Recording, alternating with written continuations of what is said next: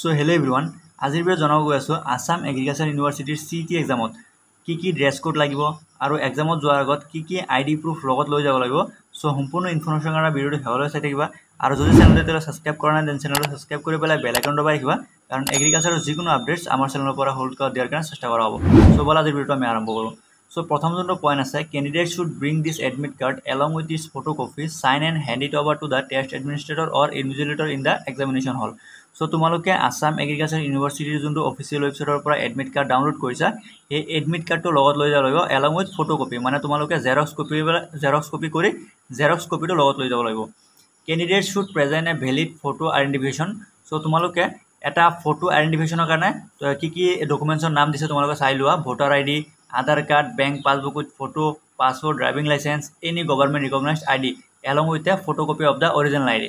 So ওপৰত mention কৰা যিকোনো এটা আইডি প্ৰুফ লৈ গ'লে হ'ল আৰু তোমালোকে এই আইডি প্ৰুফটোৰ জেৰক্স কপি লৈ যাবা। ভোটাৰ আইডি হওক, আধাৰ কাৰ্ড, বেংক পাছবুক অথবা পাছপোৰ্ট, ড্ৰাইভিং লাইসেন্স বা any government recognised photo ID. So তোমালোকে জেৰক্স কপি লৈ যাবলৈ নাপাহৰিবা।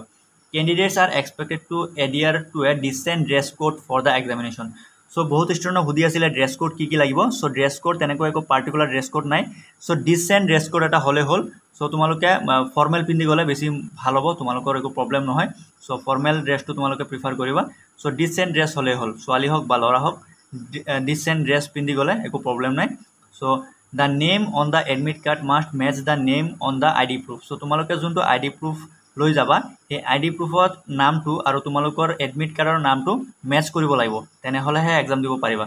Candidates should arrive at the examination venue at least 60 minutes before the time stated on the admit card. So বহুত ষ্টুডেণ্টে এইটো mistake কৰে, exam start হোৱাৰ 10 minute বা 5 minute আগত গৈ পেলাই এক্সামিনেশ্যন হল পায়। সো তোমালোকে ট্ৰাই কৰিবা এটলিষ্ট 1 আৱাৰ আগতেই তোমালোকে টেষ্ট চেণ্টাৰত গৈ পেলাই প্ৰেজেণ্ট হোৱা, কাৰণ বহুতকেইটা কাম থাকে তাতে। তোমালোকৰ এডমিট কাৰ্ড জমা ল'ব, তাৰপিছত তোমালোকৰ সিগনেচাৰ কৰিব লাগিব। সো বহুত কিবা কাম থাকে। সো তোমালোকে এটলিষ্ট 1 আৱাৰ আগত টেষ্ট চেণ্টাৰটো পাবলৈ চেষ্টা কৰিবা। Entry will not be permitted after the gate closure time. So ইয়াতে ক্লিয়াৰলি লিখা আছে যদি এবাৰ গেটটো ক্লোজ হৈ যায় দেন তোমালোকক এক্সাম দিব নোৱাৰে, মানে এক্সাম দিব নোৱাৰা তোমালোকে। So candidates must attend the examination at there on expense. So তোমালোকে এক্সাম দিয়াৰ সময়ত নিজে এক্সাম দিব লাগিব। নিজৰ পাৰ্চনেল বস্তু থাকিলে নিজেই লৈ যাব লাগিব, বেলেগৰ পৰা ল'ব নোৱাৰা বা তোমালোকৰ বেলেগৰ পৰা সহায় ল'ব নোৱাৰা। So candidates should bring a simple ball point pen. So তোমালোকে এটা বল পইণ্ট পেন লৈ যাবা। তাৰপিছত drinking water is allowed only in a transparent container. So যদি কোনোবা ষ্টুডেণ্টে পানীৰ বটল লৈ যাব বিচাৰিছে দেন সেই পানীৰ বটলটো ট্ৰান্সপাৰেণ্ট হ'ব লাগিব। Then blank paper sheet for rough work shall be provided at the test centre. So তোমালোকে যদি ফিজিক্সৰ কেলকুলেশ্যন কৰিব বিচাৰা দেন বাহিৰৰ পৰা এক্সট্ৰাকৈ ৰাফ ৱৰ্ক লৈ যাব নালাগে, মানে তোমালোকৰ এক্সট্ৰা পেজ লৈ যাব নালাগে। সো এক্সাম চেণ্টাৰৰ পৰাই তোমালোকক ৰাফ ৱৰ্কৰ কাৰণে এক্সট্ৰা পেজ দিব। সো তোমালোকে জাষ্ট এটা পেইন লগত লৈ গ'লে হ'ল। The examination will be conducted in CBT mode. So তোমালোকে গম পাইছাই চাগে এক্সামটো CBT কম্পিউটাৰ বেছড হ'ব। সো তোমালোকে পেন পেপাৰত লিখিব নালাগে, ডাইৰেক্ট কম্পিউটাৰত তোমালোকে টিক কৰিলে হ'ল। Follow' the instructions and verified that your name and other details on the screen are correct. So যেতিয়া তোমালোকৰ এক্সামটো ষ্টাৰ্ট হ'ব, এক্সাম ষ্টাৰ্ট হোৱাৰ আগত কম্পিউটাৰ স্ক্ৰীণত তোমালোকৰ নিজৰ নামকেইটা মিলাব লাগিব এডমিট কাৰ্ডত আৰু কম্পিউটাৰত। একজেক্ট ৰেজিষ্ট্ৰেশ্যন নাম্বাৰ, পাছৱৰ্ড নিজৰ, তাৰপিছত নাম। সো গোটেইকেইটা তোমালোকে ভালদৰে চাই পেলাই তাৰপিছতহে এক্সামটো দিবলৈ চেষ্টা কৰিবা। There will be 160 questions and each questions carries 1 mark. So তোমালোকক এইটো মই আগতে কৈছোঁ, টোটেল 160 কুৱেশ্যন থাকে physics, chemistry, biology. So biology দুটা পাৰ্ট থাকে, বটানী আৰু zoology.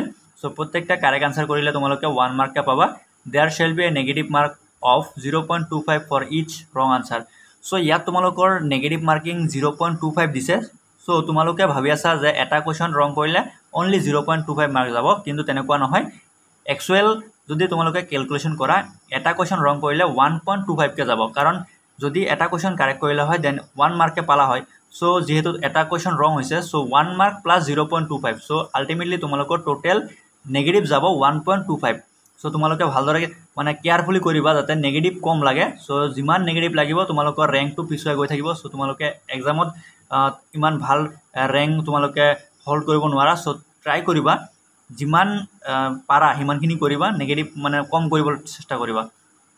Personal belongings including books, calculators, electronic devices and other similar items and prohibited in the examination area The examination officials are not responsible for the safekeeping of personal belongings and no such facilities will be provided. So তোমালোকে যদি বহুত দূৰৰ পৰা গৈছা obviously তোমালোকৰ লগত বেগ check থাকিব, বেগ mobile phone যি হওক। সো তোমালোকৰ এইবোৰ বস্তু থোৱাৰ কাৰণে এক্সট্ৰাকে তোমালোকক জায়গা প্ৰভাইড নকৰে। সো তোমালোকে তাৰ দায়িত্ব নিজে ল'ব লাগিব। সো তোমালোকে ক'ত ৰাখা সো নিজে হেতু প্ল্যানিং কৰি যাবা। সো এক্সাম হলত তেনেকুৱা থবলৈ একো সুবিধা নাইকিয়া, নিজে চাব লাগিব ক'ত থোৱা কি কৰা, নিজে পেৰেণ্টছক লৈ যোৱা বা কি কৰা। সো হেতু তোমালোকে নিজে চাই ল'বা।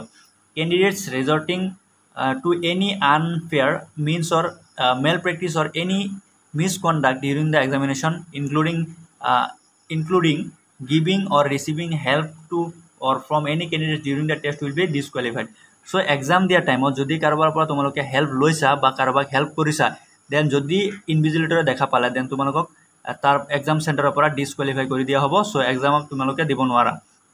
The examination centers are under surveillance of CCTV. So তোমালোকৰ যোনটো জেগাত এক্সামটো হৈ থাকিব তাতে CCTV থাকিব। সো তোমালোকে কিবা উল্টা পুল্টা কৰিলে, কিবা আনফেয়াৰ কৰিলে তোমালোকক ইনভিজিলেটৰে এক্সাম চেণ্টাৰৰ পৰা ওলাই দিয়া হ'ব। Request for change of test center, venue, date, time of examination will not be entertained. So তোমালোকৰ টেষ্ট চেণ্টাৰ অথবা তোমালোকৰ টেষ্ট ডেট তোমালোকে যদি ভাবি আছা চেঞ্জ কৰিম, দেন তোমালোকে চেঞ্জ কৰিব নোৱাৰা।